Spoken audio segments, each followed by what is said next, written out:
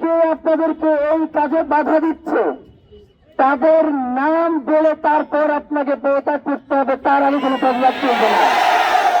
তদন্তের জন্য FBI থেকে শুরু করে আন্তর্জাতিক গোয়েন্দা সংস্থা যারা পেশাদারী এবং নির্ভরযোগ্য তাদেরকে এই মামলার তদন্তের সাথে যুক্ত করতে হবে।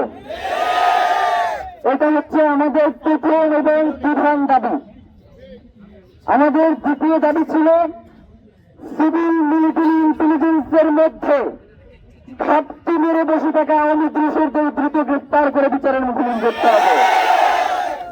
এবং আমাদের তৃতীয় দাবি ছিল স্বরাষ্ট্র উপদেষ্টা, বিশেষ সহকারী এবং আইন উপদেষ্টা, আপনারা এই খুনের পিছনে কারা কারা জড়িত রয়েছে এখন পর্যন্ত আপনারা সেটাকে পরিষ্কার করতে পারেন নাই।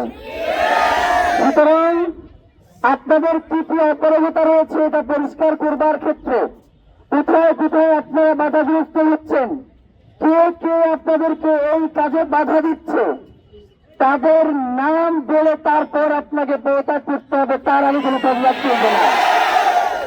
প্রিয় ভাইরা, এই তিনটা দাবির জন্য আমরা ইনকিলাব মঞ্চের পক্ষ থেকে জবাব দেওয়ার জন্য তাদেরকে 24 ঘন্টা বেশি দিয়েছি।